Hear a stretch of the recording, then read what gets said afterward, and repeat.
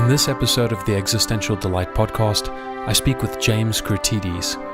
On his YouTube channel, he releases videos which feature readings, analysis, as well as interviews, all exploring the intersection of culture, philosophy, religion, and science. We spoke for almost 2 hours, and I enjoyed every second of it. This is without a doubt my favorite conversation I've had on the podcast, and I think you're really going to enjoy it. We talk about corporate culture and the role of the logos in regulating communication within those environments. We also talk about our New Age past, as well as much, much more. I hope you enjoy this conversation as much as we did. But let me just, again, before we jump into it, just say thanks again for making the time. I appreciate it. I know you're a dad, and as a dad myself, I know how difficult it can be to carve out time. So thank you.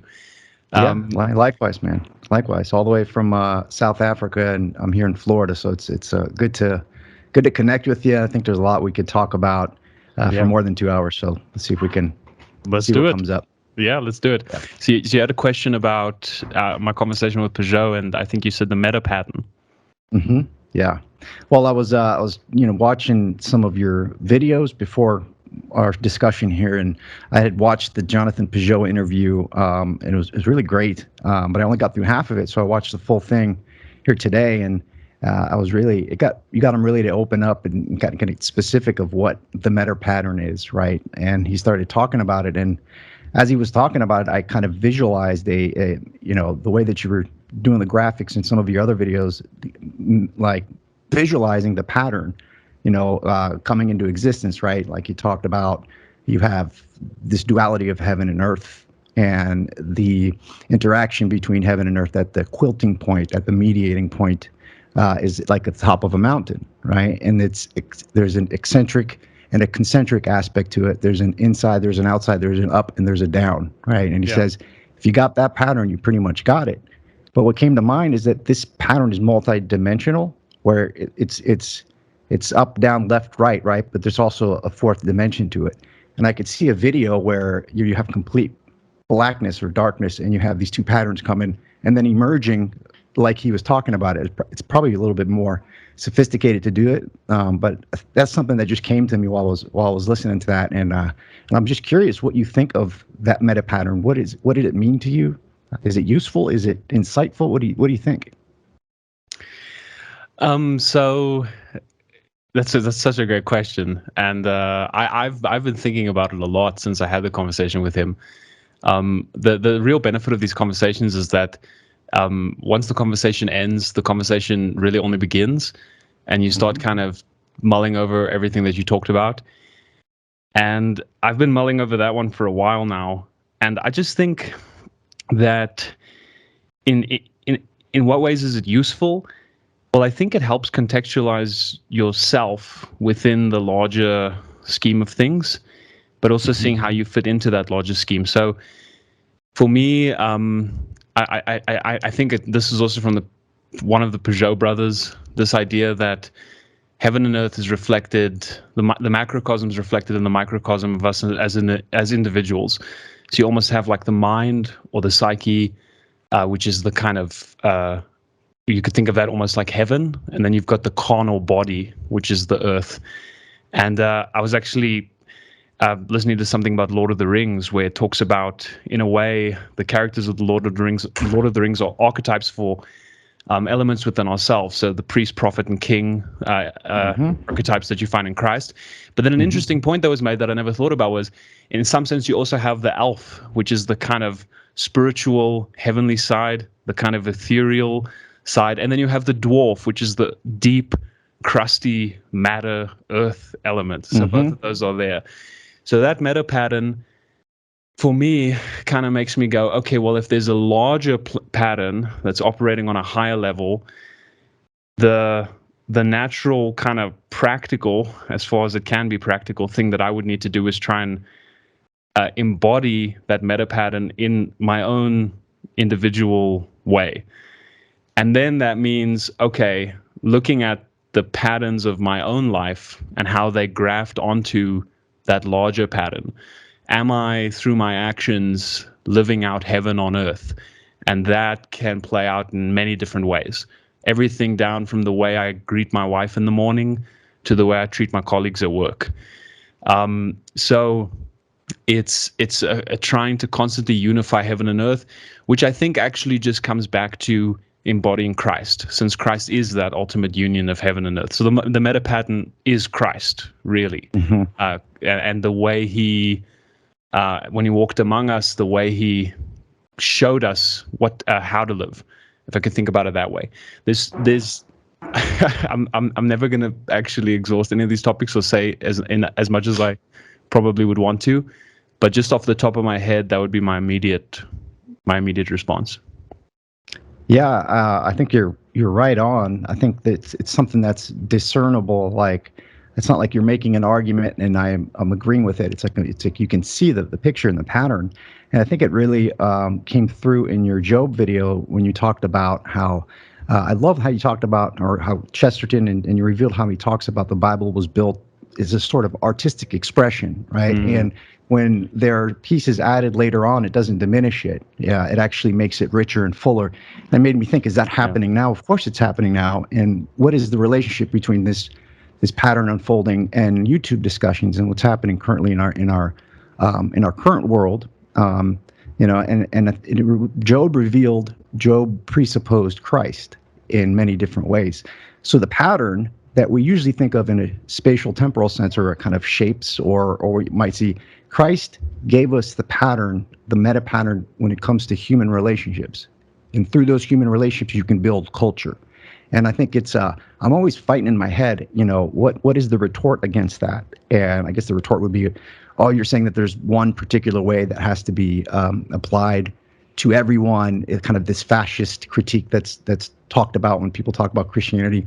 And it's not that, but it is something like, there is a structure, there's a bare minimum. I think the Ten Commandments is a part of the meta pattern, where if you have these cultural codes, these basic functions of how we treat each other, don't lie, don't cheat, don't steal, don't commit adultery, these aren't meant to punish or they're meant to show you how to build civilization and build culture through the meta pattern. So I think it's interesting to talk about it, and I wonder what the political implications of the meta pattern are, right? And how could we use that in the political sphere? There's many different ways to kind of come at it, right? Because the way that I've seen the pattern operate in my life, and it always comes down to the quality of the nature of the relationships of those closest to me, and even strangers. Is that being enriched? If that is being enriched, then you can know that the kind of the feedback loop is working, right? So there's a way you can test this pattern and see if it's manifesting appropriately, which I think is tremendous. I know your background is similar to mine, coming from kind of where I know you were involved in kind of the new atheist and exploring those ideas and philosophical and these types of ideas. But what we're saying here is that there is the right way to do things, and in doing so, human beings will flourish. But that pattern is hard to discern. And in these days, like I wouldn't even think, 6 years ago, I'd be really interested in Christianity, and it's crazy how that happened. So what do we make of it, and how do we use it in our daily lives, and how can we think of it politically? That's kind of a kind of broad topic there. Yeah, well, it's a good topic. South Africa is not known for its low crime rates. Let me start with that point. We have a lot of crime here. When I was overseas, I went to Cambodia a few years ago. I was talking to one of the guys that was there. He was a British guy. We ended up becoming pretty good friends. And he said, when you're walking in the street, he was talking to a group of us. So when you're walking in the street, just keep and don't worry, I'm coming back to your question. Just keep an eye on your wallet. Keep an eye on your belongings. Don't be too relaxed. And we were kind of talking to each other, and then he found out I was from South Africa, and he said, "Oh, don't worry, you'll be fine. They won't get you, because every South African, every few minutes when you're walking, you tap your pants, you check car keys, phone, wallet, and it's almost second nature. And there's this almost, it's sad to say, but there's this almost unconscious paranoia that has kind of surfaced, where people have a kind of default state of assuming that if I'm not careful, I will be mugged." Now, day to day, is it that bad? No. I mean, I've never been mugged myself, and I know many people that never have. I know uh, very few people that have actually been in those situations. But it happens. And the reason I'm telling you this is because recently in our area, in the suburb I stay, there was a big break-in. There was somebody got injured, and the community suddenly said, okay, we have to do some kind of visual policing. So the local police force, the guys who literally the top members came to our community. There was, a chat group created where we could all discuss things with each other. And it's quicker to get help via a chat group of your community than trying to get through to the police station and, getting them to come out. Not to cut the police credit, not to rat on them too much. It's not always their fault. Sometimes they're just overworked. They can't get to every call. It's like an ambulance driver. You might be number 9 on the list when you call. It doesn't mean the ambulance drivers are not working. It means they have too much work. So the community came together. We had this visual policing. And I remember my wife and I went to this meeting. The police were there, and we all drove something like 50 cars through our community together. And prior to that, we all met at a local coffee shop, and we all got to know each other. And for the first time, we were really starting to get to know our neighbor. And I just said to Sinead, my wife, I was like, this feels so good. This feels so right. It feels like there's something that's been missing. And of all the problems that tragedy brings, one of the benefits it brings is unity. And so we were driving through the community. We were kind of making a kind of visual display. It was very much a ritual, right? Like, we're going to drive around. We're not like seeing crime just reduce, but we know visual policing is one of the most efficient ways to lower crime in areas, just based on times this has been done in the past. And so we're performing this ritual together as a community. We're driving together. There's a system. There's a way to do it. And now within the community, I don't feel like out there's just a bunch of strangers. There's just a bunch of nameless faces. I now know the people there in a completely different way. So to come back to your question, and this is a very small microcosmic sense of politics, but the community needs to kind of graft onto the same relationship you have within the family, that kind of knowing about one another and wanting to assist each other, obviously to varying degrees, not as intense as you would with your children, for example. But that felt to me like a manifestation of that meta pattern. It felt like the Spirit of Christ kind of bringing people together, uniting people through tragedy, through suffering. And so that's just, I think, one example that I can kind of think of right now off the top of my head, where the pattern manifested itself through our behaviors, through our actions, and that directly improved our relationships and our whole perception of the entire community. And now everybody feels safer. So that's one point. I can make maybe one additional point, unless you want to jump in before I do that. Well, I do actually have a question. What does the community look like? Are you in a suburb? Are you in a city? Are you in more of a rural or in between? So I'm in a city, Pretoria, the Jacaranda city. So there's the kind of city as a whole. South from us is the kind of main city that most foreigners have heard of, which is Johannesburg. And then we're slightly north of that, Pretoria, which is still a fairly big city. And then within the city, we stay in a suburb area, which is, I would say, kind of middle class to upper middle class. We're staying, the property we're using, we're friends with the owner, so we can kind of afford to be here just because of the discount he's giving us. But it's a fairly it's kind of, I would say, old money, like people that have been here for a very long time, passing homes down to their children. So it's a nice community. But it's, I have family, and so my wife's side of the family is from South Africa. They're from the Netherlands, but then went to South Africa, then to Canada, and then here. So I have family. My wife has family. We've met them a few times that live, I believe, in Pretoria, but Johannesburg definitely, or in between there. okay. And I remember them coming about maybe 10 years ago, maybe even more, and they're telling me what's been going on there. And I was like, That was the first time I've heard of what's happening in South Africa. I was like, Mm. so how long has it been the way that it is? Would you say? Are you from there? Are you from elsewhere that you moved there? Like, and how have you seen it over time? So, without going into too much detail, I was born in South Africa. So, I was born in Pretoria, pretty much raised here. But at a very young age, my dad loved to travel. So, we actually moved, believe it or not, to America. We stayed in San Diego, in California. And that was where I was at that age where I was like a sponge. So, I said the Pledge of Allegiance every morning at school. And I have very fond memories of my time there, but I was still very young. So, it was, How old were you? I How old think were you? I You think said? I was probably about 3 when we went over, somewhere around And there. for how long? And for how long were you here for? 3 to 4 years.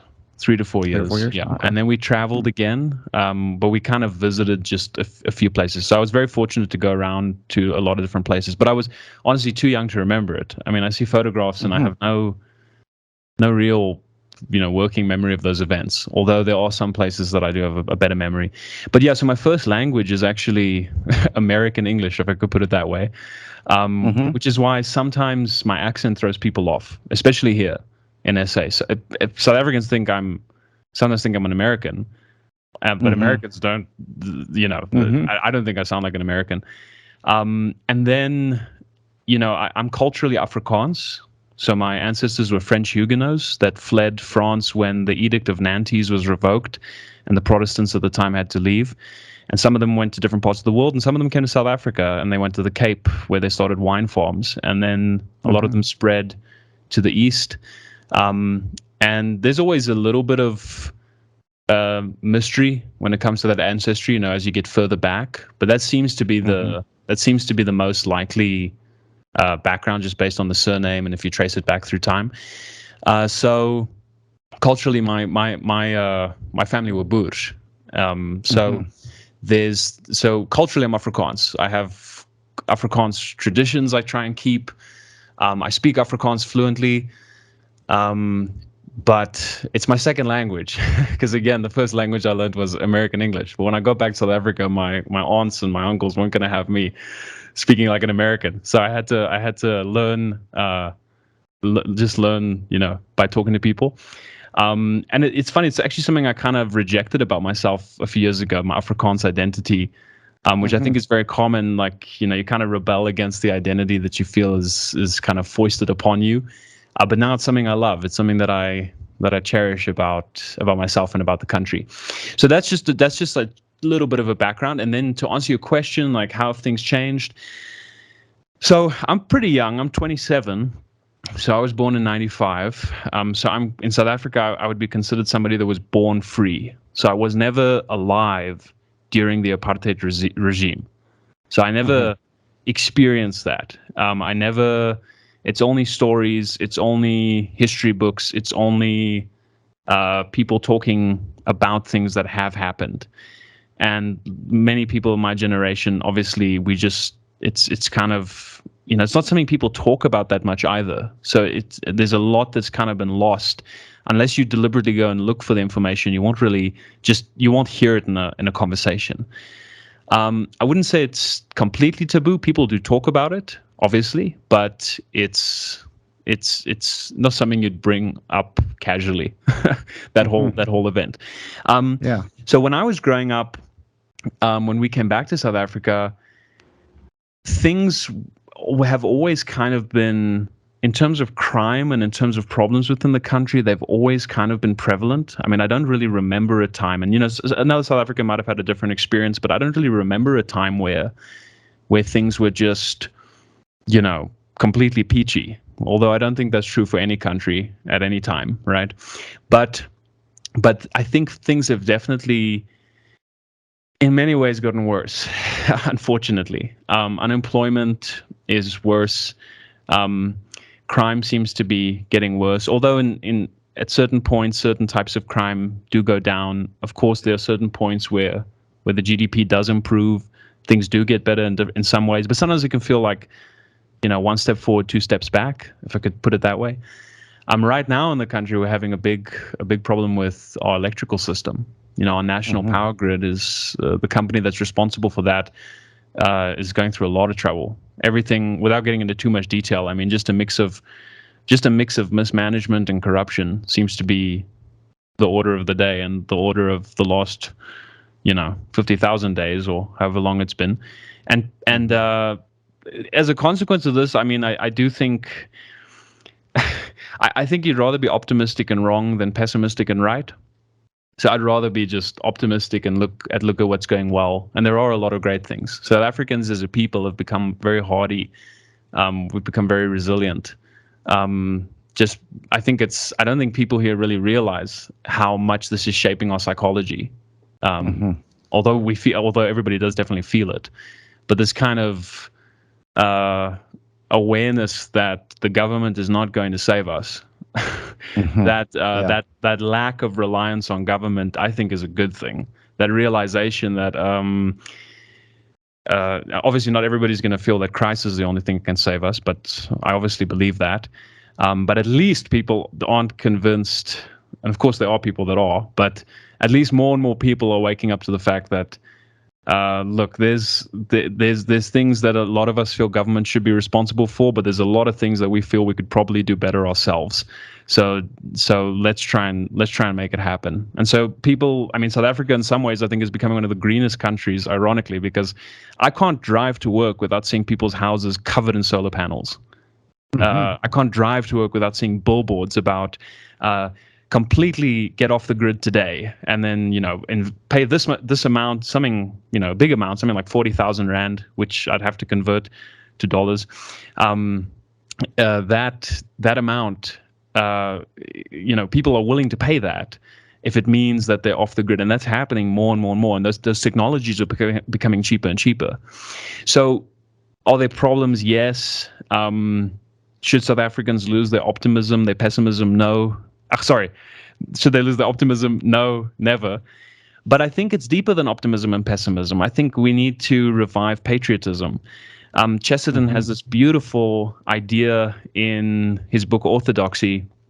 If I can just go off on a brief tangent quickly. I was just gonna real quick. Let me play something in there. I was just gonna ask you what is it like to be a South African? What is it that binds you as a community in general? And that's something that, the things that you're talking about are happening here and rapidly increasing depending on kind of where you live, right? So, and it seems like if we look at the meta pattern, right? So how can you discern when the pattern isn't functioning correctly? It's when heaven and earth aren't uniting appropriately. So heaven can be like the governors, right? The plan of how the city or the country is going to operate, right? Yeah. And the earth is the people that operationalize that plan. So if the crime is going up and there's challenges, that means that there's something wrong with the pattern. So, and you can point to it. So the plans, the governing tools that are being used, right? We can't keep the lights on from here and there, right? So it's easy to discern when the pattern's gone wrong. And I think the solution, and it goes to my question here, and I'll let you get back to your next point, is so what is it that binds you? Is there something like pride? Is there a pride in being South African in your community? Was there in school? Did you learn civics in school? As a broad your framing.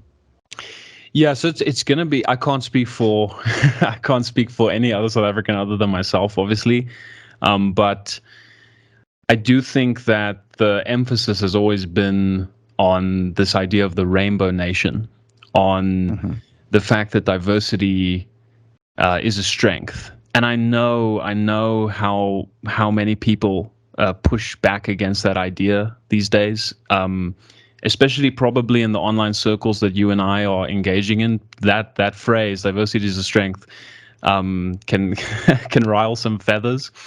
But I think if you're just thinking practically, right, if I'm really good at hunting and you're really good at making fires, then the diversity of our skills is a benefit.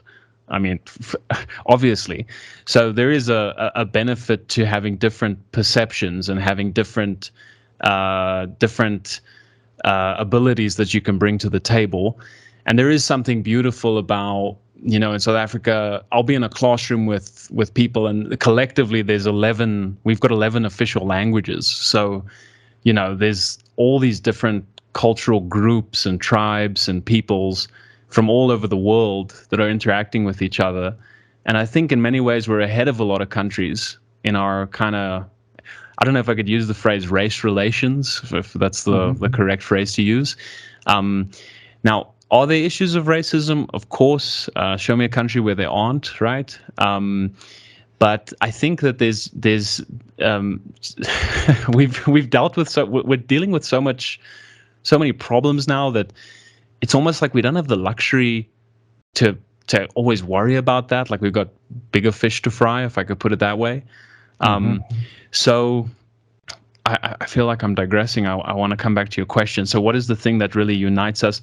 I think that it has been probably historically the desire to build a free country, the desire to build a genuinely good democratic system, which obviously people are going to, some people will say that's impossible. I would say just because of sin, it's never going to be possible to build a utopia, at least on this side of heaven. But that was the kind of goal. And we had a new flag, we have a new anthem, and our anthem actually has 4 languages in it, and each paragraph is a different language, ending in English, which is the language that unites us all, and so we can all kind of sing that language together. Although, funny enough, Afrikaans is the loudest part of the anthem because it's the vernacular of the country. Most people in South Africa speak some form of Afrikaans, interestingly. So I think it's that desire to build something genuinely free and genuinely good. But it takes a different mindset to end an oppressive system than it does to run a successful new system. So the kind of mindset of the country and the kind of zeitgeist and the ethos of we need to end this current system for all its with all its flaws, etc. That mindset might be very good and very effective at that, but we almost need to now look at the country as a whole and say, okay, well, that's happened. What can we do now to go forward more successfully? And I think in that way we've kind of lost. We've made a lot of mistakes, and it's not just the government. It's on a social level. It's on an individual one-to-one level. I could just say this briefly. It's addressing your question. If there's a pothole in the road in the street, I can report it to the municipality. They'll come out and they'll fix it. But what will often happen is, somebody will have a burst pipe in their street, and then the municipality will come and fix it. But then they'll kind of leave it. They'll leave the road kind of damaged, right? And they kind of don't finish the job. And so you could say, well, why does that happen? Why isn't the pattern functioning there? Because if they came and fixed it perfectly and then they left and okay, everything is good, then you could say, okay, things are kind of running well. But okay, the fact that my road outside is not fixed is a symptom of a bigger problem. So we go one step up in the hierarchy. And then it's like, okay, well, what's that problem? What's the cause of that problem? Well, the municipality, for whatever reason, is mismanaged or it's corrupt. It's like, okay, well, wait, what's this? What is that a symptom of? And you go again up the hierarchy, and you go on another level of control within the governmental sphere, and then you can keep going up all the way to the government itself, and you can say, okay, well, why does it have a problem? What's that a symptom of? And then you ultimately, eventually, just get back to the individual people. And then you find that the top of the hierarchy is always sin. I find. So it's just the consequence of sin in my mind. It's actually one of the reasons I became convinced of Christianity, because every problem you see, you can trace back to the fault in our hearts. Sin is the distorted pattern. Sin is the pattern distorted. That's exactly right. Exactly. And I think it's interesting how you can use that. Like I didn't understand what sin meant, and you can spend your lifetime really reflecting on what that means. But it seemed like the general understanding of it was, you're born sick and ordered well, like as Christopher Hitchens would always say. And once you really get a look, so you have to care enough to look at what does sin mean, and then it's so applicable to both your individual life, right? Sin, I want to be a good father and I want to treat my family well. You're not doing that, you're sinning, you're missing the mark. You're aiming to be a good father and you fail sometimes and you aim again. So it's about this reorientation, this metanoia, this aiming appropriately again, and then you're going to fall again, right? So, and I think it's interesting to view with the story that you just told there about how to kind of reflect on the root causes of what's going wrong with the government, it's sin, right? It's sin, right? And we're going to miss the mark, and that's part of reality. It's a part of the structure of reality. It's not that there's some bad people and some good. It's back into the human heart. So I think it's in your conversation with Jonathan, I've had a couple of them, and I asked them, like, why is symbolism coming into the world now? And he says a lot, if you have to talk about symbolism, there's a problem, right? If you have to start talking about the pattern is to be there and operate through our relationships and through our world and in our world. But once you have to discern the pattern to fix it again, I think that's when things get a little bit tricky. But the comforting thing is there is a pattern there, and that's mind blowing coming from more of a relativistic philosophical mindset, right? There is the right way to do things, but that right way isn't accessed as simple as rationality provides solutions to, right? In your book or your or your video on Job, I think it was the title said, "The riddles of God are more satisfying than the solutions of man." And Beautiful. what came to me was paradoxes reveal the mystery, but they reveal it as a mystery.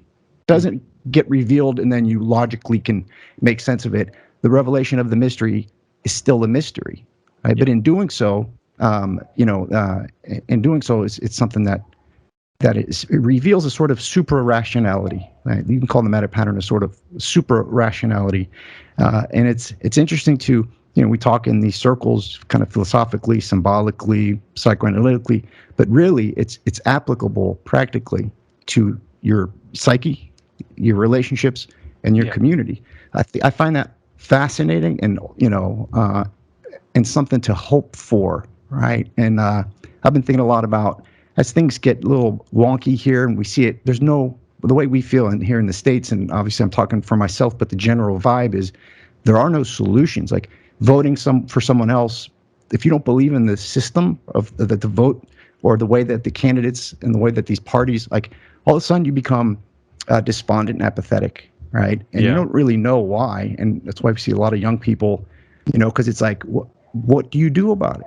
What can you do about it? You look at, it seems hopeless. We're sending, let's say your government is sending hundreds of billions of dollars to fight a war, hypothetically somewhere, right? And you're like, I don't want to do that, but there's nothing I can do, right? Voting doesn't work, right? So I see this, I have this weird thought that the far right, the January 6th right, and the far left, Antifa, they are both intuiting the same problem from different spaces. Things are jacked up, and there needs to be some kind of radical change. So I think they're both intuiting it, and the fact that these philosophical and symbolic ideas are coming into the world now, I think it makes me the perplexed optimist that Joe was in your video for sure. Yeah, and I think that's a great way to put it. This idea of the perplexed, because life is fundamentally paradoxical. I mean, you can just look at the difficulty or the hard problem of consciousness, and you very quickly realize how much of a paradox it is. And that's actually why it's the hard problem. It's precisely because it's a paradox, right? You can't really, perceive the center. Yeah, it's interesting. You mentioned Job again, and you mentioned Chesterton, and that line of the riddles of God are more satisfying than the solutions of man, and they always will be. There's implicit in that a kind of submission, right? An acknowledgement that I really don't know. And I was thinking today a lot about wisdom, and the fear of God is the beginning of wisdom and the beginning of knowledge.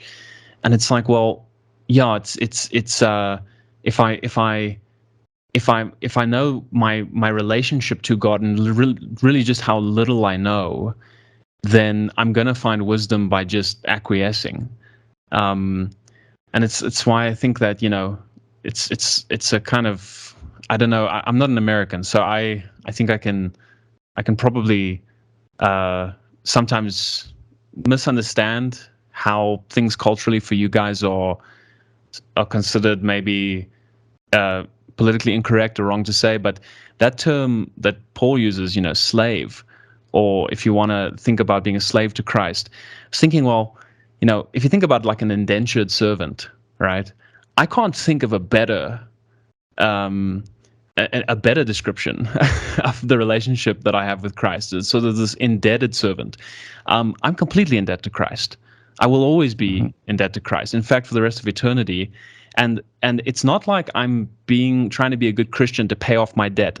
I can't pay off that debt. It's not possible, right? And so what is the natural result of that? Well, I serve. And I serve because I serve him whom the angels serve, right? So if Christ is love itself, and this idea that the universe is fundamentally made by love and for love, and the primary moving force of the universe is love, how did they twist this, James? How did they get this to sound bad, right? I mean, the source of everything is love, and somehow we think it's wrong to be a servant to that. I can't think of anything else to be a better servant of, because you're going to be a servant of something. So why not make it the ultimate expression of love? What kind of came up for me is this idea of freedom, right? This is a central theme in, the American Revolution and kind of the American spirit. And it sees, like in South Africa as well, born free, right? Free to do what, right? Free to do what? And I think you're 100% right. The slavery, not in its colloquial sense, but this way of you're serving something, you're serving someone always. It's always the case, right? Yeah. So being free to serve whomever, without that second piece of love, it turns into chaos, right? It's love with freedom that weaves together creation, in a sense, and there's always a play between the two, right? And I'm yoked to Christ, and to say that years ago, right, it would have been like, what do you mean? Why would you, this ancient, superstitious religion that is about power and controlling people, and because people are fearful of death, you're going to have a fear of God? What kind of God would you fear? Where it's like, well, the fear is like the way that you can not sin, right? You can't not sin, but the way that you can aim appropriately is to fear God, not that fear the punishment, but that having that implies or discloses a wisdom that helps you within your relationships and within your community. That fear of God does, and it operates, and it's functional as well in your life. That's that. I wanted to kind of place that there a bit. One more thing that I jotted down here, because I tend to, when I have these, I'll have my paper here just to jot down places, because so many things come up. I want kind of some quilting points to just trigger my my memory. And it seemed like another pattern that I've perceived in my life. You said that you kind of rejected your heritage when you were younger, as one does, right? And then you came back to it. That is the prodigal pattern.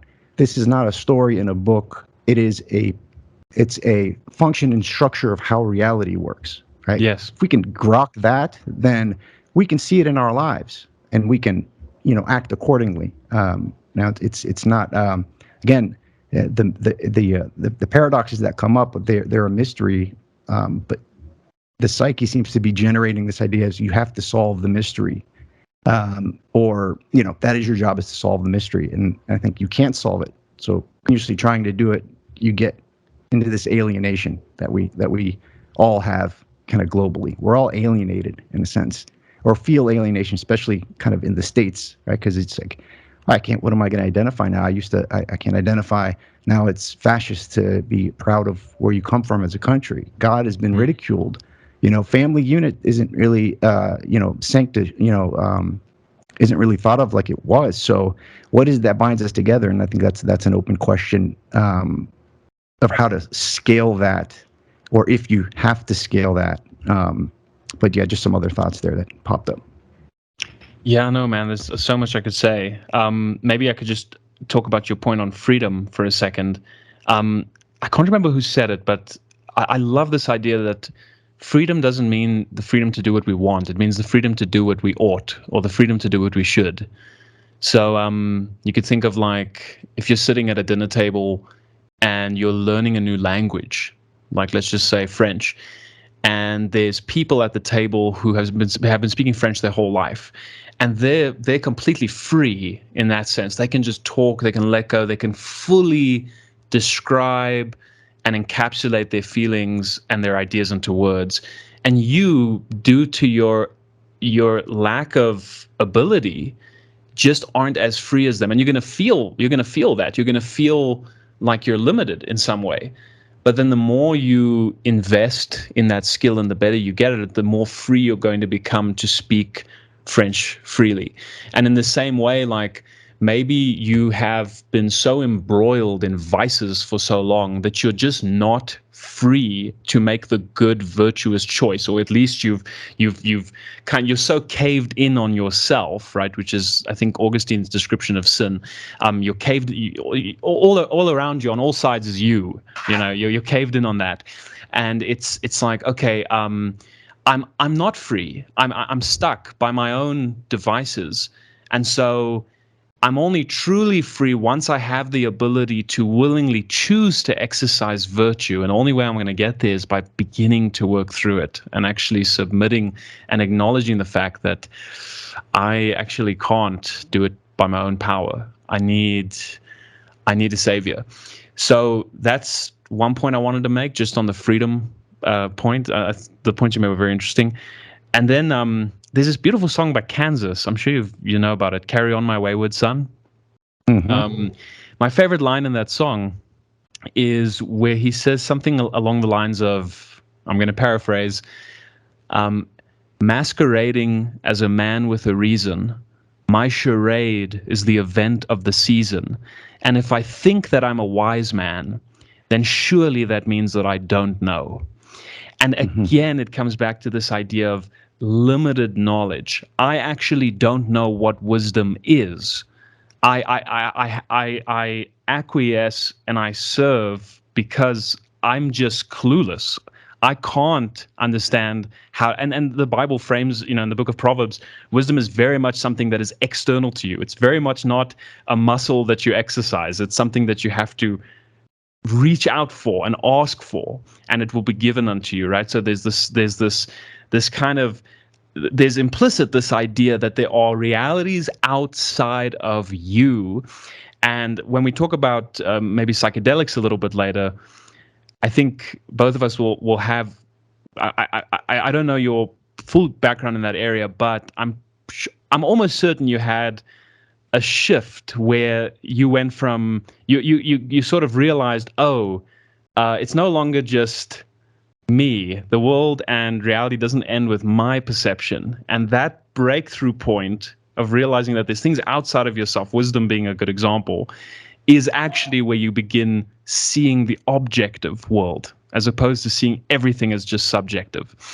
So those are just some points on what you just said. What do you think of those? What do you think of those points? Anything you want to add? Yeah, I wrote down, or this kind of stood out to me from the Joe video again, right? Guns N' Roses, right? So their album in the 90s was called "Use Your Illusion."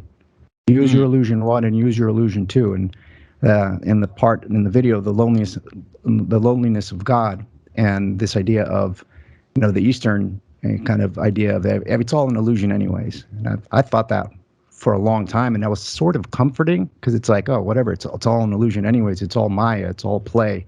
Yes. So what is this illusion? What is the nature of the illusion? Where does it come from? And to ask that question, I think is that psychedelics kind of opened that up, right? Because that illusion, that experiencing broader realities, is going to be filtered through your consciousness, and your consciousness is colored by your sins, by your virtues and your vices, right? And the more you open your heart, you clean your heart, the more you do the ascetic work, the more free you are to see reality. Yes.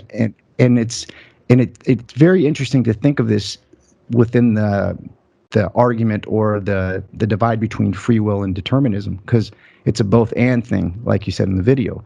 We are determined, right, because we have habits. We're habitual creatures and rituals, whether they're addictions or whatever it may be, and those habits build our identity, right? But to the extent that we can do the work, right, to repent and have metanoia, I think free will is a spectrum, right? You have some of it, you don't have a lot of it, and you can get more of it. The more you get, discloses the real reality to you. So it's like this interplay of doing the work of repenting, of continuously sinning and kind of finding your mark again. In doing so, it discloses the objective reality, which is there. It is there, right? But I think there's layers to it, and the more that you work, and the more that you kind of work through your relationship with Christ, the more reality reveals itself to you. Yeah. And then you can test that by, like, when the pandemic was in full form. It's when I started my channel. I was praying a lot. I was really found my Orthodox faith again after 20 years of kind of being an apostate, just coming out of the psychedelic kind of era of my life, which absolutely opened me up to considering that there is more than me, right? And then that turned into, there's like really more than me. I got into the idea of multiple planets with different species on them and aliens, and some of them are more advanced. And when we break into the DMT space, what really is that space? I started thinking, that's not a hallucination. The DMT space isn't located between the firing neurons in my brain. That's not where this is. It's more something like you're tuning into something, right? Some other dimension or what it may be, and then you can take your heroic dose or do whatever it is, and you'll get into those spaces. But those spaces are colored by your level of consciousness, by your it'll really disclose to you where you need to do the work, right? Because the way that things show up, if you have a bad trip, right, because you become kind of in these self-defeating loops. But it discloses, it reveals things in your life. And I don't know if I would have found my way back to the Orthodox faith without going through that, which looked like a mental break from the outside. And I almost lost my family. I quit my 6-figure job to start teaching meditation and healing and stuff like that. Wow. I really thought that I was going to, I built a business called Trinity Energy Works, where I was going to teach, and I did teach Qigong, Neigong, which is a type of meditation, but also hands-on healing, right? Where I would have clients and they'd come and I'd do Reiki on them. And I was like, man, I want to go travel the world and give, sessions and groups of people. And I thought it was so helpful for humanity. I was just going to share, these insights with humanity, but I was just inflating my ego. It was getting worse. I thought it was getting better. I thought I'm doing it for others, but no. And when that popped, what was left was Christ. When that popped, I was like, oh, okay. And that was, I remember telling my wife, I'm like, I'm going to spend the rest of my life studying the Bible. She's like, what? I said this like 3 years ago. I'm like, yeah, that's as shocking as it sounds to you. It sounds to me, because my background's in philosophy and got a degree in philosophy and really in French psychoanalysis and postmodernism. To go from there to Christ is the truth, and the truth is a person, is a leap. And I think those psychedelics did something. I don't know. Probably would have happened without them. I don't know. But it could have gone the other way, and I've seen it go the other way. And I've seen people get into things where you're so sure that it's so good because you're getting all these insights, even meeting interdimensional beings and having conversations with them and all this whacked out stuff, right? It's like, be mindful of entering those spaces. So I tell people that are doing psychedelics now, be mindful of pursuing that line. Yeah. Well, I think that guys that have a background like ours, and it's the same with Patrick on Church of the Eternal Logos, who we've actually both spoken to. He's a great guy, and he and I, the first time we spoke, we talked about this, and I think one of our kind of challenges, or something that we're going to be thinking about for the rest of our lives, is what you just described: is where do the psychedelics actually fit in? And sometimes it can be more anxiety-inducing to talk about these things with fellow Christians, because you don't want to sound like you're promoting it, but you also don't want to be disingenuous and say, "Oh, they had no effect on me at all," because that would just be a lie.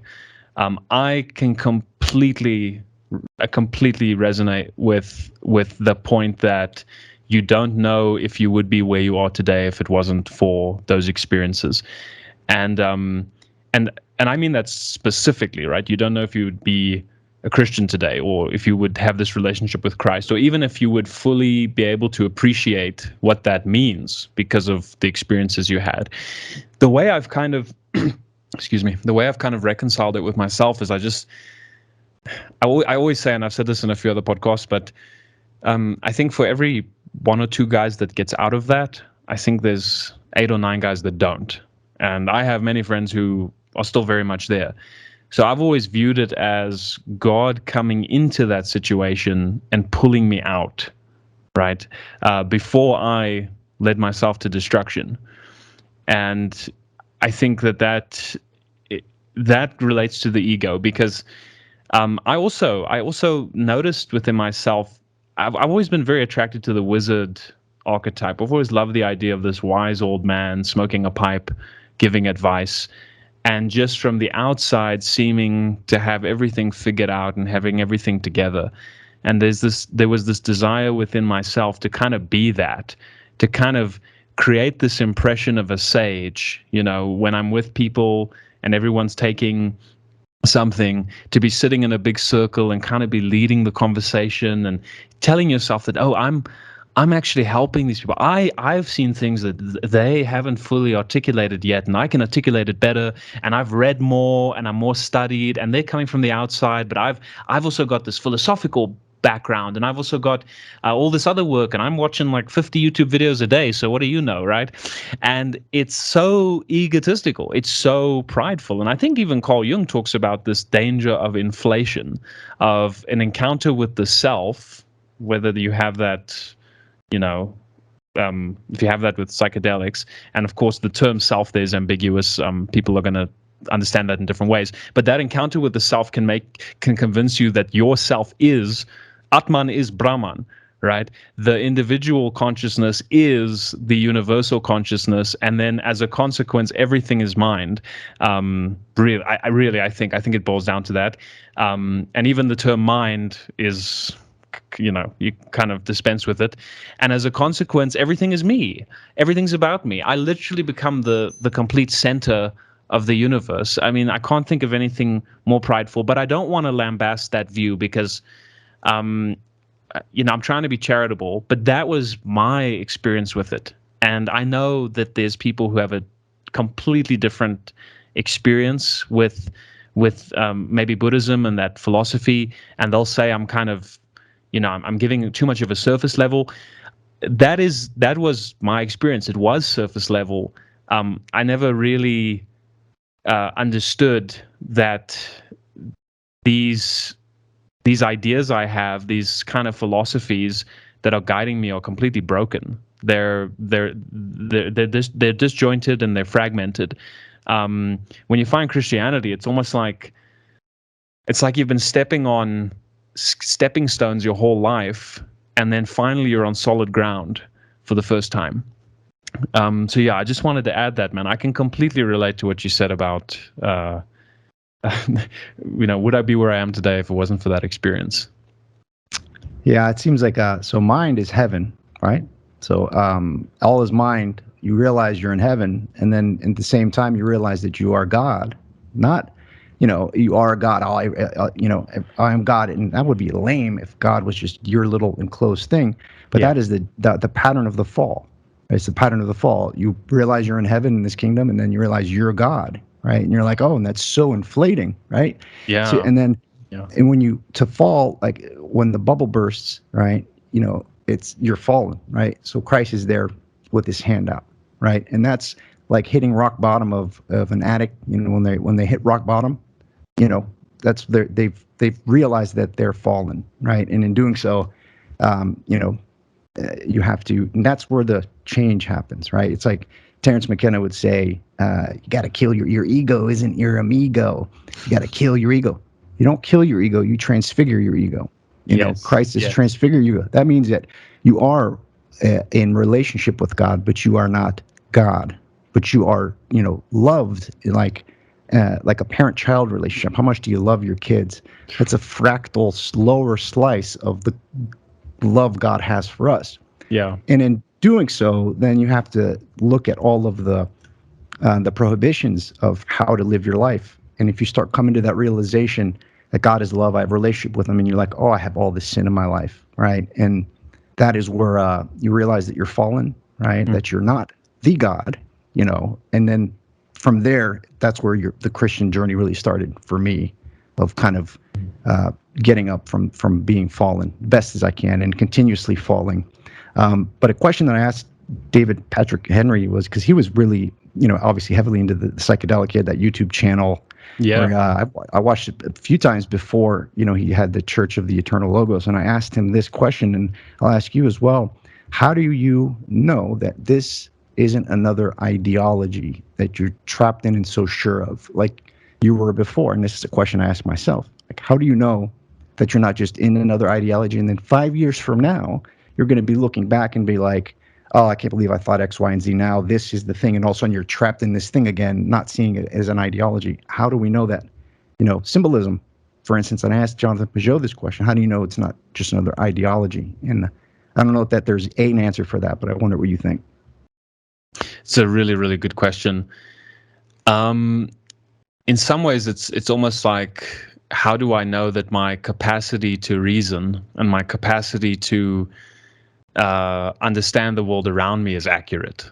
So on like a deeper level, it's like, well, how do I know that anything that I think now is actually true? Maybe I get really into playing the guitar and I think I'm just going to do this for the rest of my life. And then 3 months later, you completely drop it and you've got something else. You're like, this is the new thing, and I'm going to just love this. And your reason and your experiences and your emotions are all lining up perfectly, and they're all telling you this is the thing. And then it's not. And then you think, well, is it my capacity, or my capacity to reason? Is that maybe at fault here? Maybe I should hate reason. Maybe reason is betraying me. So I think in a way there's like almost like a lower step you can take than just the ideology itself. It's like, what system am I using to determine if this is something that is going to be applicable for me in the rest of my life?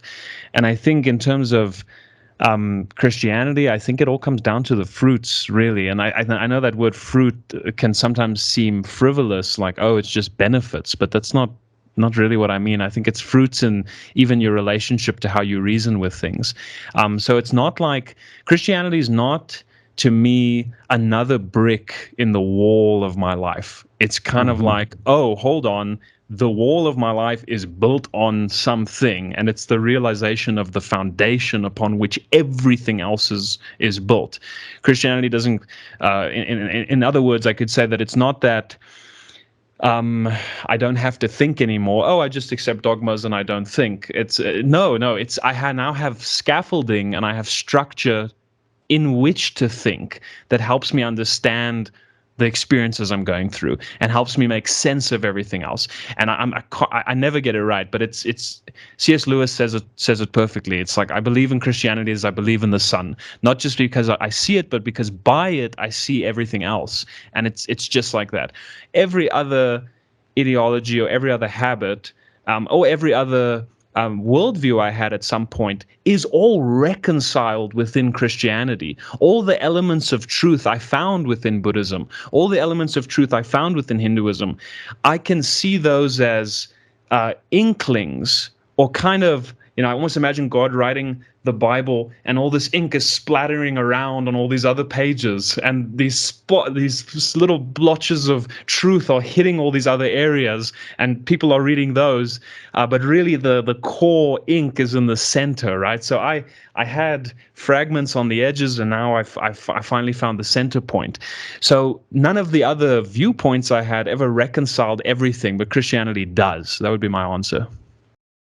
Yeah, I mean, beautiful. I mean, likewise, me too. And it's hard to communicate that to others, right? And yeah. When you're talking about, you find these new things that capture your attention. And I just think when that happens in my life, and my family's like, and I'm like, tell them about it. I'm so excited. They're like, yeah, okay, yeah, it's gonna be 3 months, and then that goes by the wayside, and I got to put it in the garage or whatever it is, even with ideas. So when I've had this realization with Christianity, my wife just saw me go through, what I did after having a spiritual awakening and trying to tell everybody and become a traditional Chinese medicine practitioner and healing by hands and all this stuff and psychedelics. So I was, and I think that was well said. And another way that determines if I'm not in this ideology state, right? Because you can make ideology out of Orthodox Christianity. It's just a structure of the world. It's a structure of reality that will capture your attention,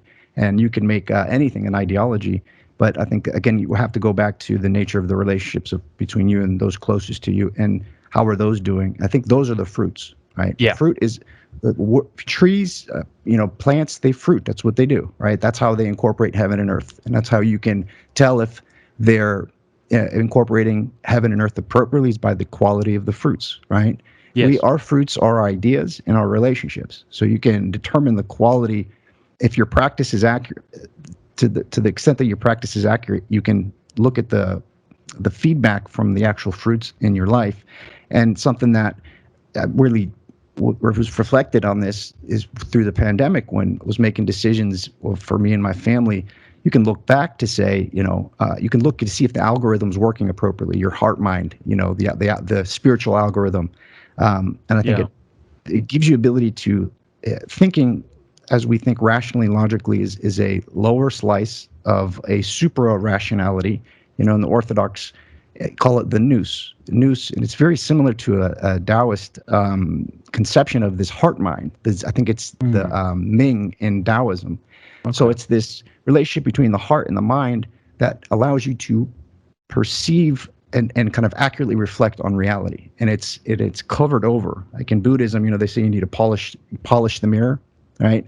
Yeah. In Christian practice, it's asceticism, prayer, fasting, following, and taking the sacraments, and Catholicism as well, right? So those are the things that you do to keep the algorithm working appropriately. And then when you make predictions in your life, and you can look back, and you have to look back and see, was I thinking clearly? Was I accurate there? And if you are, and the fruits and the relationships are getting stronger, no matter what's happening in the world, right? That will give you, the hope. And so I think it's very there's a practical aspect to it that I think we keep coming back to. That's interesting. So yeah, I don't know if you wanted to touch on. You're in the corporate world as well. I am as well. So about managing, being, and what it's like being in the corporate world where you're from, and how you balance that with family life and creating content. Yeah. So I like to view Existential Delight as more than just a channel, although it is primarily at the moment a YouTube channel, but there is a website, and I am trying to expand it. But it's effectively just the name of my mission, or my kind of guiding principle, to try and be the opposite of an existential crisis, to give people hope through the videos I make. So I don't view, I tend not to view Existential Delight through the frame of work-life balance. I view it as the work of my life balance, if that makes sense. So it's a priority, but it's not priority number one or even number two. Priority one is God. Priority two is family. Priority three is my main job, because that's what keeps the lights on when they're on. And Existential Delight is lost. So I actually only upload about one video a month, probably on average, and that's just because I don't have the time, and I have to make sure that I'm excelling at work primarily. But here and there I do get free time, and we can maybe talk about this a little bit. But I find I cherish time a lot more since becoming a dad, because it's so much more limited. So now, right here now it's 10 o'clock at night, and my family's asleep, right? So it's like I've scheduled things this way so that I could do this, but that doesn't mean that the whole day I was just sitting and working on the channel, right? The whole day was dedicated to them, and now I have my time for the channel. So there is very much a practical sense in which you have to organize your time, you have to make arrangements. So that's one element, the kind of just practical. And then in terms of maintaining healthy relationships, I think it mostly comes back to being a good communicator, and I think that comes back to being a good listener. I work in corporate training, so I do consulting where I'll basically visit a company, I'll spend time with the staff, I'll see how they do things, and then I'll cater a course to their needs. So I'll give the managers management training, I'll give the employees customer service training, sales training, all the rest. And I can tell you that communication is the biggest problem everywhere. It's the root cause of all of our problems within organizations, because it's the root cause of all of our problems in relationships. Obviously, the root cause is sin, but yeah, just for the sake of this. So I would say that, making time to just listen to my wife, making time to listen and to observe my daughter. She's still very young. She's only 10 months now. So it's a lot of watching and just making sure she doesn't walk into things or stumble into things. And then for me, the biggest piece of advice I could give on managing that kind of those relationships, and this will just end off my point, is that if you want to be a better listener, I think we tend to want to solve other people's problems, and so when somebody comes to us with an issue, and any guy who's been in a relationship, any husband will know this is true. His wife comes to him and she says, "I've had a really rough day. Things are really difficult." And we want to solve the problem. Stop talking to this person. This person is clearly a bad influence on you. Just do this, do X, Y, Z. And we're trying to help. It's coming from a good place. But then, she'll say something like, "Look, I just wanted you to listen." Right? And this sounds familiar to most people. And it goes both ways. And then, well, what's the solution to that? Well, a good practice to implement that's improved pretty much every relationship, both personal and professional, I'm in, is if somebody comes to you and they want to discuss something serious, ask that person, "Do you want advice or do you just want me to listen? Like, do you want advice or do you just want me to take it in?" And very often people say, "I just want someone to listen." I'll say, "Okay, hold on. Let me go get a cup of coffee. Let me get a pillow. Let me get comfortable. And let me just take it in." And the whole point of this conversation, I'm going to kind of go into this like it's an interview. I just want to know what you think. And it's very amazing because at some point, the person will actually ask you for advice, because now your advice is actually informed and it has a good understanding of the full situation and how they feel within it. So if you allow yourself to contextualize them and where they are, you can give more informed advice. But oftentimes we're working on a faulty, dirty window that we're looking through, and we can't really understand what they're in. So in terms of, to come back to your question, in terms of, balancing things, my work is work of my life. So I'm going to find time for it. I'm going to make it a priority. Family is number one underneath God, obviously. So family takes me closer to God. God takes me closer to my family. And then work is secondary in importance, but it's still very, very high up importance because it's what allows me to provide for my family. So I take it seriously. And then it's about maintaining those relationships. And if a company is relationships, so if you want to improve your experience at work, you have to look at your relationships immediately. That is ground zero. That's where you begin. And then it's a matter of becoming a better listener. If you simply listen more to people will speak to you more and they'll listen to what you have to say. A lot of people have this experience that, when I speak, other people don't listen to me. But if we're honest with ourselves, a lot of the time, we're not really listening to what people think. We're just waiting for our turn to speak.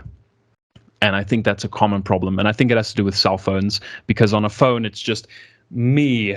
And then the other person, one message comes in, okay, more me. And in a conversation, I can't just kind of do what I'm doing a little bit of now, which is just keep talking, right? There's a back and forth. Of course, with Zooms like this, I think this is a new skill we're all developing, right? Interviewing through a screen. But yeah, long answer to your question, but I wanted to do it justice. Let me know what you think of that. No, that was awesome, and there's a lot that kind of came up of this of the ideas that you're putting forth there. Like when you started talking about, like, I'm in leadership, right? So I work with leadership programs and leadership development. I'm constantly reflecting on, am I being a good boss? Am I being a good leader? And how do I know if I am? And are my people thriving? Are they successful? Are they happy at work? Things like that. So it'd be interesting to talk about the meta pattern when it comes to work and how that maybe would inform your corporate advising a leader how they treat their people, right? Because if Yes. we look at the pattern, right? So look at the pattern of heaven and earth in terms of a corporation. The term corporation has literally the word corpse in it, right? So it's a body, right? And that Yes. body, just like your individual body, your family, your community, your government, is governed by the meta pattern. And that meta pattern is the relationship between heaven and earth. Heaven being the policies, the dictates, the leadership, the culture that's driven by well, not the culture, the governing rules, the way that the VPs and the CEO and the C-suite, the rules that they're putting out, their policies, their procedures, how you come to work, all of that, right, is the heaven aspect. It's the blueprint, right? You could think of it in terms of a football team, right? Heaven aspect in a football team is the game plan, right? Yeah. The heaven aspect at a corporation is the policies, the procedures, the mission, the vision, and the values, right? Those Yes. goals, right? Yes. How do we know if that company or the organization is performing? Is how is it mediated through the people? The people are the earth element, and they operationalize the heaven aspect. You know what I'm saying? Like the Yeah. people are earth. So it'd be interesting to reflect on how we can, if you incorporate your understanding of following Christ in the corporate world, because that's a question that that's something that I consciously, mostly unconsciously, but consciously try to do as well. And the main thing, you're right, communication is the key, right? What is communication? It is the logos, it is the word, right? And the sin in communication is disclosed when you go into a corporate world, or you go into if you go into a team, and you can feel that there's tension within the team. You can feel that when you have a meeting, that the thing that needs to be said is never said. So Yes. one of the things that I say is, if there's the elephant in the room, shoot it immediately, because then it's going to blow up to big proportions. And the number one thing, and I have a list of the top 5 things that are most important for me in terms of leadership, and that is, but the thing that gets in the way is empty speech. You'll have a meeting when people are talking about the things that don't matter, and the things that matter aren't being communicated, because most people feel they get it's like a fractal part of that ideology. You can get trapped in ideology by, when someone comes to you, ask for advice, you already are anticipating what they're going to say, and you already have a characterization of what their problem is, and already have a solution canned in your head, and you're so smart and competent and capable, you can't wait to share it. But you're not meeting the person there. You're meeting your idea of the person. So it's how do you so I'd be interested to, man, I know we have a few more minutes here, but do you use your understanding of Christ when you're training leaders at potential companies? Absolutely. Yes, definitely. I can't That's great. not. I can't Yeah. not, right? It's not explicit though. I don't hide it, but it's not explicit. Like, I don't walk in there and say, okay, if you're not a Christian, please leave. There's very much an emphasis on the values of the company. That's usually where I begin. So, let me first say I also train leadership. Leadership is one of the courses I present at work, and it's probably my favorite course. And we talk about these different theories of leadership, right? So you've got like the great man theory, the trait theory, contingency theory of leadership, and then you also get servant leadership, which I'll maybe touch on in a second, and we can maybe explore that a little bit. So in terms of like leadership, I always start with kind of vision, mission, and values. And I'll give you just a brief summary of the way I explain this to my classes. I'll always say, okay, what's the most important of these three? Which one is the best? The vision, the mission, or the values? And it's a trick question. And some people say, okay, vision's most important, because if you don't know where you're going, long-term goal, long-term vision, how are you going to get there? But other people say, no, well, the mission's most important, because, well, okay, it doesn't help if I know where I'm going, but I don't know what to do today in the short term that's going to get me one step closer to that long-term vision. And then other people say, no, well, values are the most important. What's interesting to notice is when I ask you that question, which of these three is the most important, you're already making a value judgment. I'm asking you, which one of these three options do you think is the most valuable? And you're using your system of value to make that determination.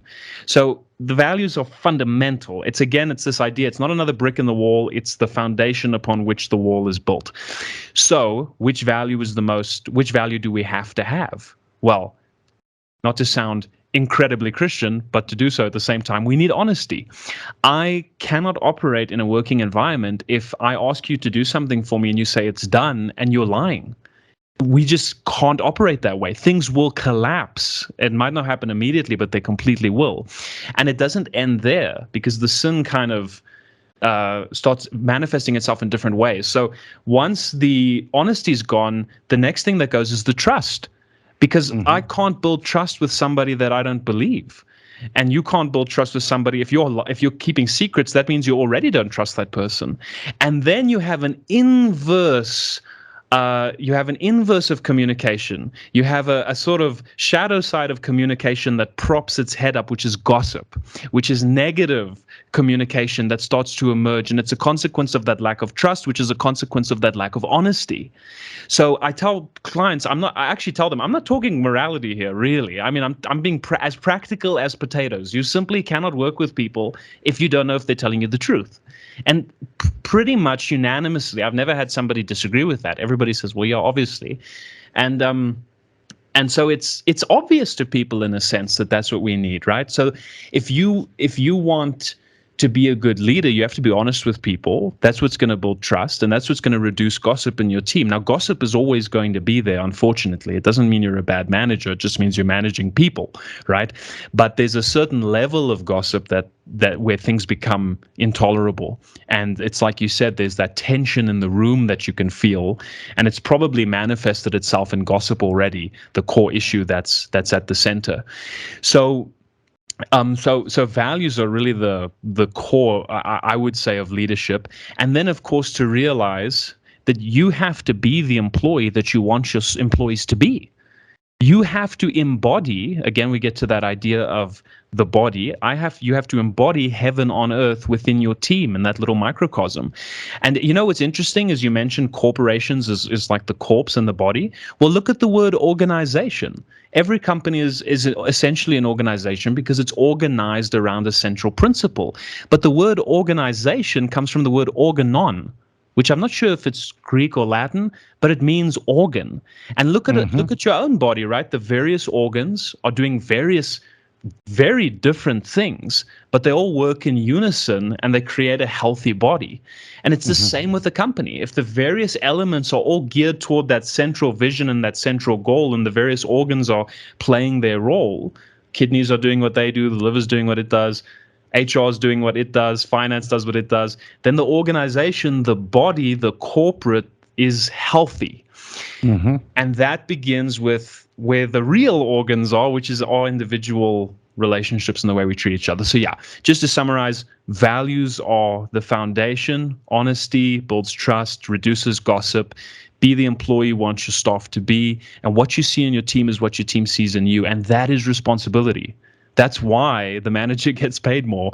Heavy is the head that wears the crown, right? So there's that responsibility and matching authority. As your propensity for personal risk increases, because now if the team fails, it's actually your fault because you're responsible for the team. As your propensity for that increases, as the company gives you more authority, there's also more reward that comes from that. But it must be matched by that responsibility. And that's also what keeps things healthy, which is something we could talk about as well, the kind of asymmetry between responsibility and well, not asymmetry, but the kind of symmetry of responsibility and risk, which we could maybe talk about just now. But yeah, I'm going on and on, but that hopefully that answers your question.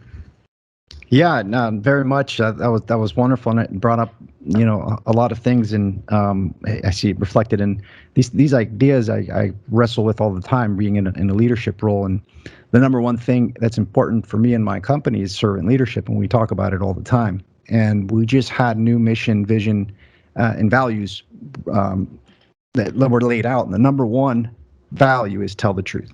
So when I saw them, that's the case. I'm like, and I work in pediatric home health care. We provide care for a lot of times kids at the end of life, or kids with medically fragile conditions that are technology dependent. We provide the nurses that go and work in the home and are there with their families. So there's nothing more important than servant leadership in this capacity. And I absolutely agree. The amount of authority and invested in someone as a leader has to be proportional to the amount of responsibility they have towards the people. And if it's not, things won't work out. Things will not work out. And that's again how the pattern manifests itself. It's not a threat. It's just if you are not telling the truth or keep being mindful of being truthful with your people, that will eventually increase the instability, which leads to the lack of trust, which ultimately will make it at least an inhospitable work environment, if not, kind of destroy the company kind of from within. So it really seems that the focus on the heaven aspect ultimately is the mission, the vision, and the values. That's the heaven aspect, ultimately, because it's abstract and it's what imbues the culture, and the result of the quality of the mission, the vision, and the values will be the fruits of that is the culture of the company, essentially. It's such a beautiful fractal thing. You just said it perfectly. Like your body is organized and it has organs that have responsibilities and duties to the other organs. They need to work together in order for your identity to take hold, right? Corporations and organizations have an identity. That identity is determined by the nature of the relationships between the organs within that body. Like you said, HR, it's so cool to think of it like that. So you can think of it in your own home, the distribution of responsibilities, the amount of care and concern you have as a father, and the amount of support your kids give you, right? There's a logic to it as it applies to the workforce here. And every time I start to thinking of how we can apply these at the political level, whether it's local, municipal, state, national level, that's when things becomes too complex to consider. So I always go back, okay, I need to focus on my local environment, my family, my community, and build community, right? And it ultimately comes down to love. Christ, the two commandments, Christ made commandments: love God with all your heart and love your neighbor as yourself, or love your neighbor as God loves you. All right. So that's how you should treat your employees. Your kids are a fractal. Being a father to kids is a fractal example of being a leader in a company and a governor amongst people, right? And so that's good news. This is good news. That there is a right way to do things, and if you do them, and it's not like you have to do it my way or else. It's the structure is there. It's been revealed to us to an extent, and we need to take it seriously. But we're going the other way when you look at things globally. So I don't know, how do you wrestle with that tension there of, like, when you try to apply these solutions towards the broader perspective? It's like, oh, is everybody going to have this revelation, believe in Christ now? Is everybody going to see this pattern, be like, oh, we've been, the perverse incentives and the structures are so fallen that it's almost they're going to disintegrate, and they have to disintegrate, like, because of the logic. Things will reveal themselves and lay out in ways that are detrimental. That's why I see it's not pessimism when Jonathan talks about, it's going to get worse before it gets better. And that's what I tell people too. It's going to get worse before it gets better, but it's the truth shining through that we need to observe and pay attention to, because as the truth shines through, as the logo shines through, the old structures will fall. And if we pay attention to the scaffolding of the falling old structures, we're going to fall with them. But if we can pay attention to the light coming through, because the light discloses the sin, light discloses the sin. Sin is the disturbance in the pattern. And oh boy, there's this disturbance in all of the patterns. So how do you deal with that tension of looking at things globally and how bleak it seems, and focusing on things locally? I think I deal with the tension precisely by focusing on things locally. I think there's just things in your control and things that are not in your control, and I think it's knowing the differences is key. If it's within your control and you can make a change, do it. And in some sense, that's more valuable than anything else you could probably do. For me, because I have a very public job, I'll train. I'll often have 40 to 50 people in a class, and I'll give maybe 2 to 3 classes a week. So I'm being exposed to South Africans from pretty much every walk of life, every level on the company hierarchy. And so for me to just stand there and say these things, which are implicitly Christian, if not explicit, everything we just said about vision, mission, and values, a secular person would agree. right? They might not phrase it in the same way, but it's obviously true. And so for me, that's how I feel like I make a difference, because these people go back to their companies, and I try and get them to take a little bit of that logos with them, even if it's just the way they slightly they treat a colleague slightly differently, or they tell the truth when they might have not a few weeks prior, and then getting just feedback from people saying, this course really helped me, and it made me think differently about the role I play within the company. And I kind of saw the company just as something I had to do. I didn't see it as something that I could help build. So changing that mindset for people on the local level is the way I feel right now. With my means, I can have the biggest impact. So just trying to do what I can do, I guess, and then not being too hard on ourselves about not being able to fix all the problems in the world, right? We're not meant to fix all the problems in the world. We can't. There's someone who's whose sandals were not fit to even tie, who's responsible for that. But we can co-contribute to that in our own little way. We can sanctify our workspaces, we can sanctify our homes, we can sanctify our communities, or even if not explicitly Christian, you can deeply touch people through the logos, because the logos is, it's you've said a few times now, James, about how it's not like, okay, there's a right way to do things, now you have to be on board. Well, not always, but I don't view the Bible as just like a recommendation. I view it as a description. Like, it's just describing how things are. So if water is just wet, and you want to go for a swim, but you want to remain dry, well, you just can't go for a swim. It's just the very nature of the thing just doesn't permit what you want. So I think in the same way, when you're living out that Christian life, somebody might not even be aware of the fact that they're thinking in Christian terms, which is obviously true. Most people in the West are thinking in, I think, Christian morality, and they don't realize it. But it's still the logos. It's still present. It's still affecting them and affecting other people in a positive way. And maybe some of them will realize, oh wow, this is actually, I can go deeper than this. I can actually, join a church, etc. But that's how I reconcile it with myself. To be honest with you, I try not to beat myself up too much about, not fixing everything.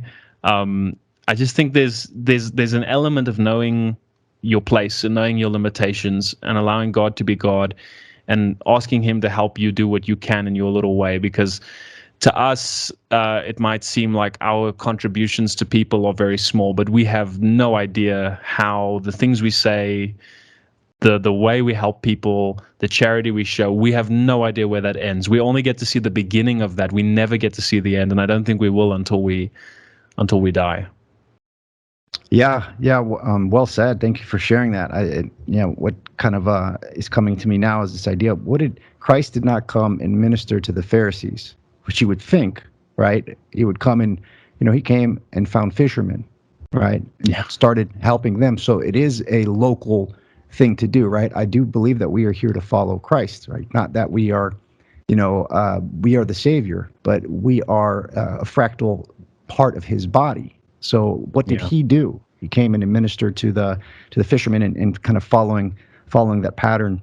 There's one thing that I'd like to maybe ask you to see if you're interested in getting into it, and maybe this could be kind of our last topic, and it might be going a little bit backwards, but when you were talking with Jonathan, you talked about an experience you had where there was a presence of God or being, or forgot how you word it, and you said, I don't want to get into it now, and I don't know, you might not want to get into it in general. Or maybe can you speak to what the impact it had, if or the phenomenology of it, and what that was like? Yeah, sure. I should say the reason I didn't want to get into it with Jonathan is because I felt like the time I had with him was so precious. I wanted to talk as little as possible. Yeah, and I wanted him to absolutely. talk. But yeah, I'm happy to go into it now. So I was kind of living the whole New Age life and doing all the things you do, and buying very colorful ponchos and things to wear and living that life. And I went to a Native American sweat lodge.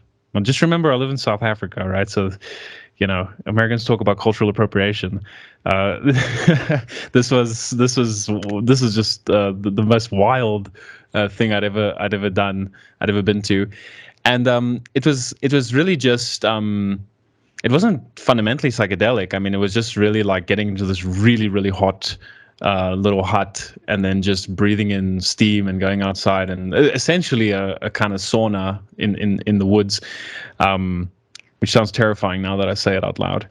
But let me just mention that one night the host gave me a mushroom, and it was massive, right? And I had it, and it started raining, so we went inside of this house, and we were just kind of sitting inside the house in the living room. There was probably about 10 or 15 people, various different people. I didn't know most of them. I only knew one or two.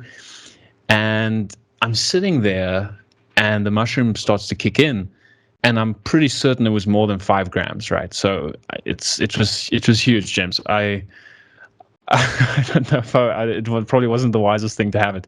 And then I'm sitting there, and at this point, I can't describe what happened in normal language. I have to speak mythologically, right?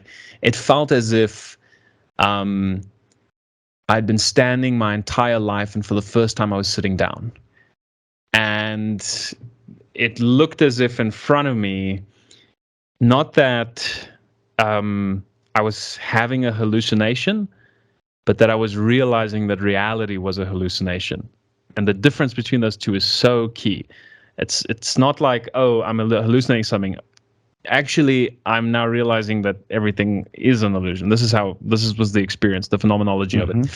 And then it looked as if everything in the front of my view kind of split in half, and like a curtain unfurled itself, revealing blinding light.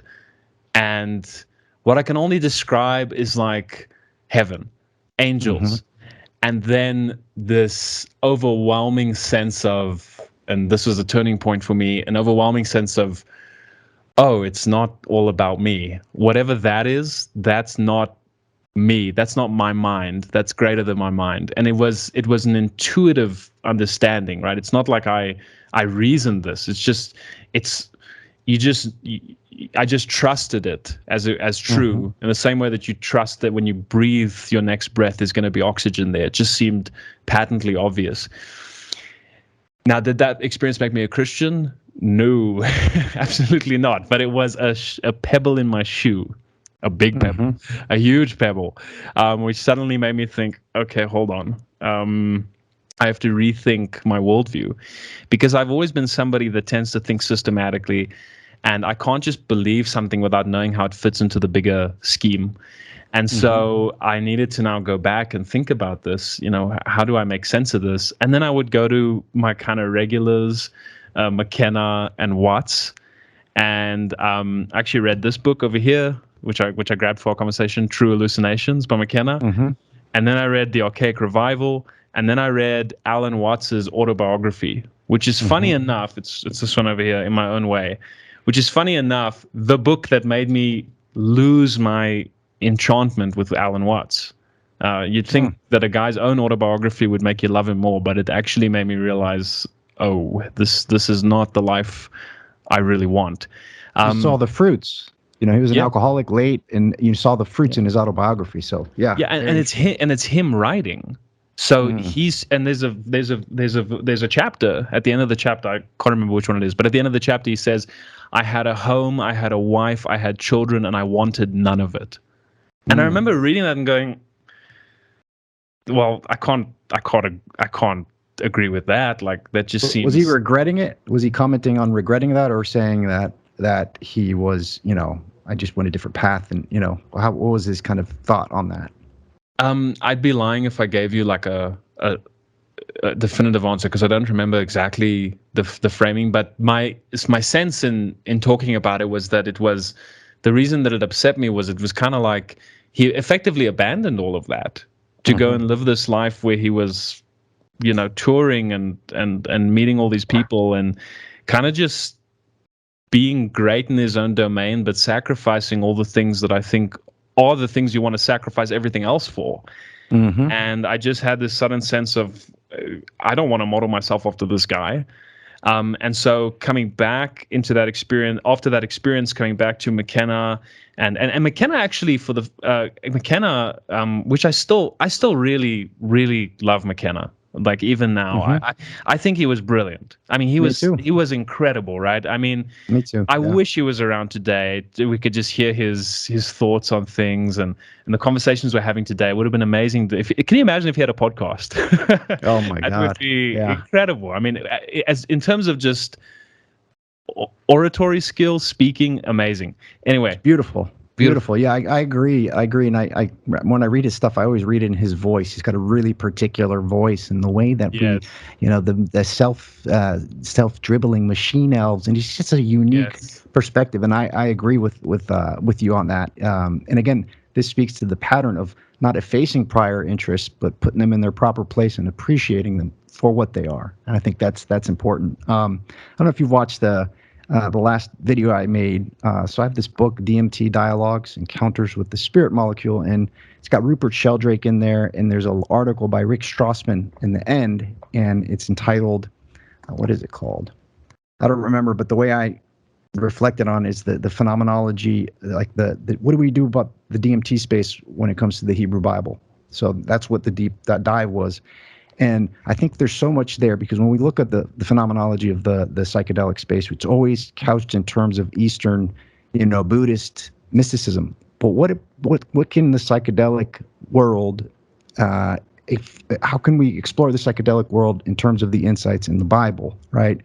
And then he goes into the chapter from Daniel, and he talks about the way that the chariot and the way that things appeared. Was it Daniel or was it? I can't remember, but the wheels within wheels. And a lot of the imagery that people come back from DMT trips, and Rick Strassman did that intravenous DMT experiments in the mid '90s, where it's the only time the government allowed this particular scientist to bring people from all around and give them intravenous dimethyltryptamine doses, and the responses that he got back, he published in his book. I think it's called The Spirit Molecule.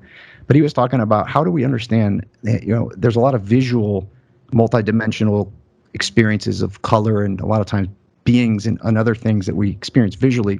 But how can we think of psychedelics in terms of prophecy, the prophetic nature of the Bible? And I found it fascinating. I think there's a lot to be explored if we look at something like, from my perspective, orthodoxy and the psychedelic experience, which is fraught. I mean, everybody on Orthodox side would be like, oh, don't do that, don't get into that. And everybody on the psychedelic side is, what's the point with orthodoxy? What are you, nuts? So, but if orthodoxy or Christianity is the truth and the psychedelic realm is part of this truth, right? How can we explore deep Christian stories with some of the insights we get from psychedelic experiences? But that would bring up a whole bunch of questions of, the use of psychedelics by Christians, right? Yeah. Which I don't know. I advise against it, but it's like, I advised from my experience, I don't advise against it. I just say be very mindful and careful because things will happen that you don't have a capacity to understand. And just like a child, you'll be in awe, right? And in that state, you could be either manipulated or manipulate yourself. But I think might be interested to explore that sometime, Christianity and the psychedelic experience. Yeah, I think it's going to be a conversation that is going to.